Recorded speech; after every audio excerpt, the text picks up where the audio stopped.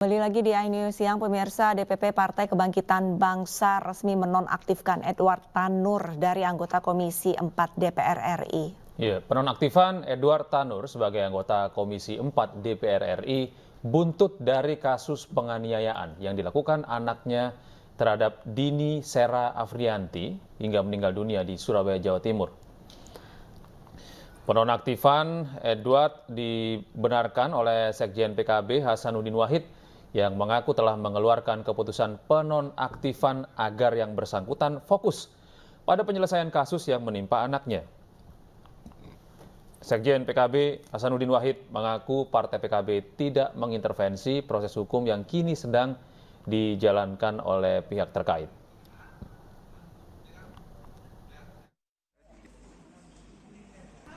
Hasil otopsi tim dokter forensik Rumah Sakit Dr. Sutomo Surabaya terhadap korban penganiayaan oleh anak seorang anggota DPR RI cukup mencengangkan. Ditemukan banyak luka di sekujur tubuh mulai dari kepala, leher, perut hingga kaki bagian paha. Bahkan 3 tulang iga korban putus ataupun patah diduga akibat dilindas mobil tersangka.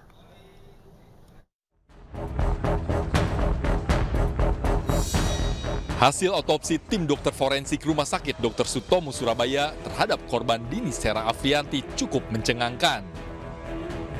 Ada dugaan korban mendapat kekerasan fisik yang cukup sadis oleh tersangka Gregorius Ronald Tanur, anak anggota DPR RI, hingga korban mengalami luka luar dan dalam yang mengakibatkan nyawa korban melayang.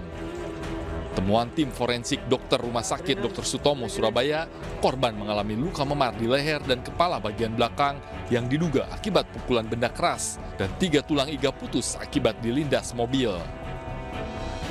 Pada pemeriksaan luar, kami temukan luka memar pada kepala sisi belakang, kemudian pada leher kanan kiri, pada anggota gerak atas, pada dada bagian kanan dan tengah, kemudian pada perut kiri bawah, pada lutut kanan, pada tungkai kaki bagian atas atau paha, kemudian pada punggung kanan. Kemudian ditemukan juga luka lecet pada anggota gerak atas. Sementara itu, melalui fakta-fakta penyidikan dan barang bukti, Polrestabes Surabaya akhirnya menetapkan kekasih Dini Sera Afrianti alias Andini, Gregorius Ronald Tanur menjadi tersangka. Anak dari anggota DPR RI ini terbukti menganiaya Andini. Atas perbuatannya, tersangka dijerat pasal penganiayaan yang menyebabkan korbannya meninggal dunia dengan ancaman hukuman 15 tahun penjara. Dari Surabaya, Nur Syafei, iNews melaporkan. Kita beralih ke informasi lain, pemirsa. Rumah warga di Kabupaten Jombang, Jawa Timur hancur usai diterjang angin kencang. Seorang warga terluka parah akibat tertimpa bangunan rumah yang runtuh.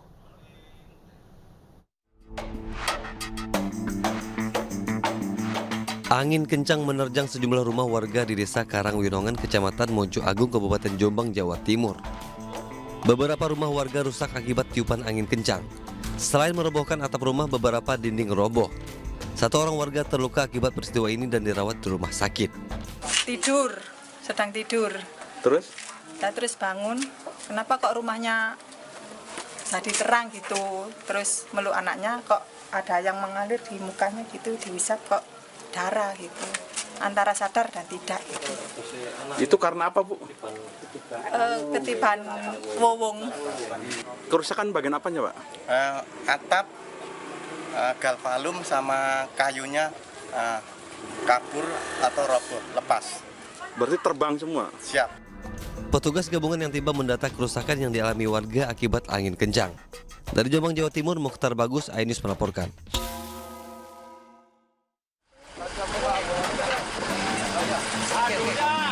Seorang tukang becak di Tamar Ringin Contong, Jombang, Jawa Timur tewas usai tertimpa tembok yang roboh.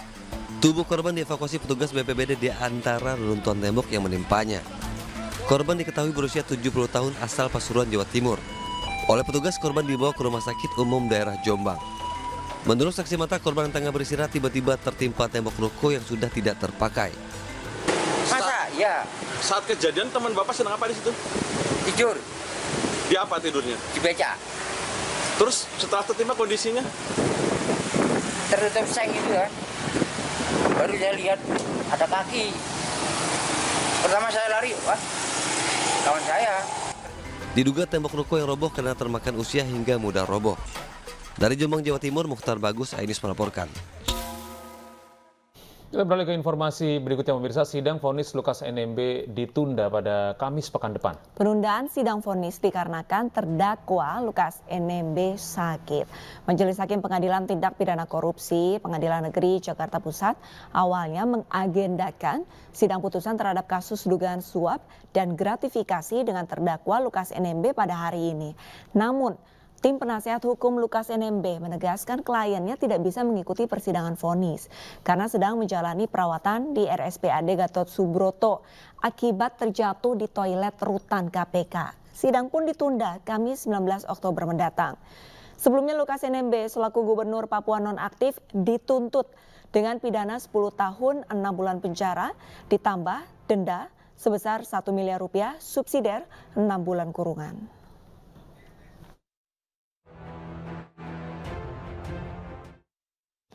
Pemirsa, sebelum mengundurkan diri dari posisi Menteri, Syahrul Yassin Limpo diduga terlibat korupsi di Kementerian Pertanian. Ya, akibat kasus itu KPK mencekal istri, anak, dan cucu Syahrul Yassin Limpo untuk bepergian ke luar negeri selama 6 bulan.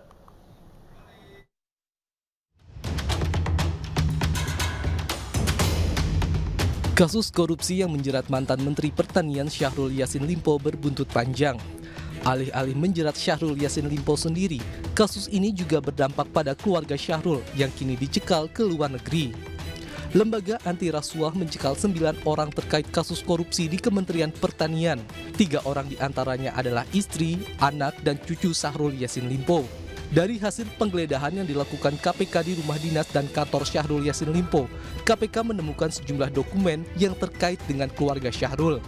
Keluarga Syahrul diduga menerima aliran dana terkait dengan gratifikasi hingga tindak pidana pencucian uang yang dilakukan Syahrul.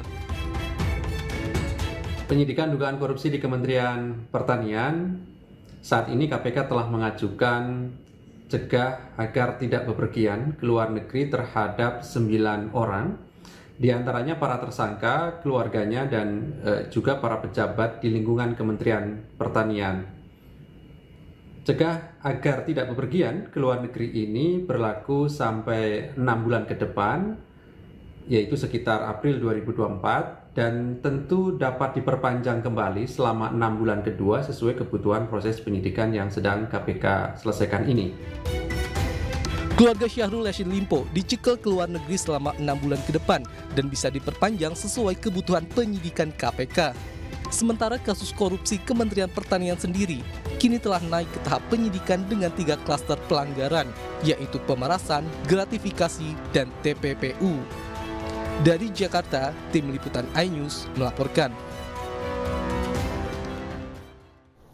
Pemirsa, pantai Krakal di Desa Ngesti Rejo, Gunung Kidul, Yogyakarta tercemar limbah yang diduga merupakan aspal. Ya, akibatnya air laut kotor dan beraroma seperti solar hingga membuat biota laut mati.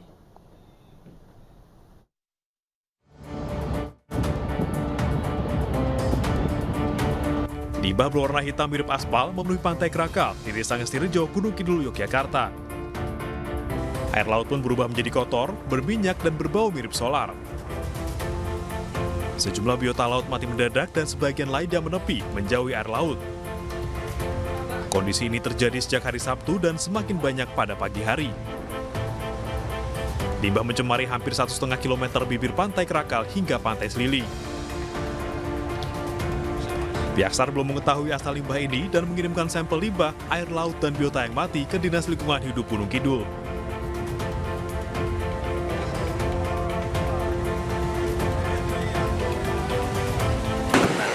Itu sejenis seperti aspal, jadi pekat, hitam pekat seperti aspal tapi berbau seperti minyak solar itu.